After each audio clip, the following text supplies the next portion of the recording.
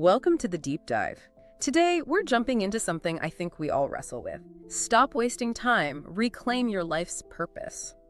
Our mission here isn't just, more productivity tips. We want to dig into some actionable, maybe even surprising strategies from the sources we looked at. Strategies to help you actually take back control of your time. Because it's our most precious resource, isn't it? Once it's gone, that's it. That's such a key point. It feels like we're constantly battling distractions, procrastination. It's universal. And this deep dive, it aims to get beyond the surface level stuff. We're looking at how stopping wasted time isn't just about getting more done. It's really about unlocking growth, hitting those big goals, and honestly living a life that feels more meaningful. Okay, right. Let's unpack that. So the sources suggest the first real step isn't just like making a list of stuff you do. It's identifying your hidden time wasters. And I don't just mean mindlessly scrolling social media, though that's part of it for sure. What about those things that sneakily eat up your day? Maybe things you don't even notice, like productive procrastination. Ah, yes, that's a good one. Doing tasks that feel useful but actually pull you away from the high-impact work. Maybe fiddling with an email for ages when a quick call would do. That's exactly the kind of insight the material digs into.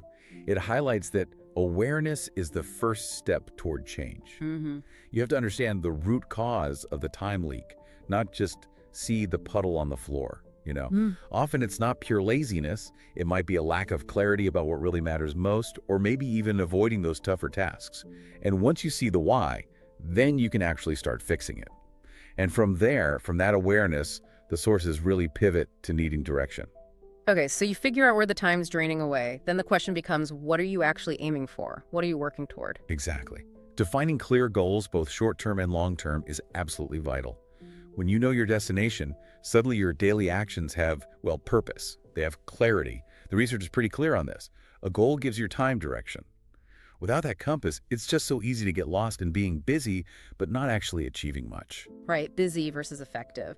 And that focus on effectiveness, on impact, leads us to something the sources really emphasize. Prioritizing using the 80-20 rule, the Pareto principle. Focusing ruthlessly on that 20% of effort that yields, 80% of the results? Yes, and the material explores this really well. It's not just for work tasks either. Think about it for relationships, or even the information you consume. Like maybe 20% of your relationships take up 80% of your emotional energy, or 20% of news sources give you 80% of the real insights. It's about strategic neglect, consciously deciding what not to focus on. Even if it feels urgent. Especially if it feels urgent but isn't actually important. And this ties straight into avoiding multitasking too. We all feel like we're getting more done switching between things. Yeah. But the sources are blunt. Multitasking is the enemy of deep work. That constant switching just kills productivity and leads to more mistakes. Okay, so identify the high-impact stuff, focus on one thing at a time. But how do we make that stick? How do we go beyond just wanting to do it? What about daily routines? Routines are huge. The research really backs this up. Having that structure drastically cuts down on decision fatigue. That mental drain from making endless small choices all day. When you automate the basics, you save your brain power for the big, important decisions. Like the saying goes, discipline your time to free your mind. I like that. Discipline frees the mind. Yeah. And building that routine involves another crucial skill the sources talk about. Saying no. It can be really tough, right? But think about it. Every yes to something unimportant is a no to something meaningful. You have to protect your focus. Absolutely. And speaking of focus, technology.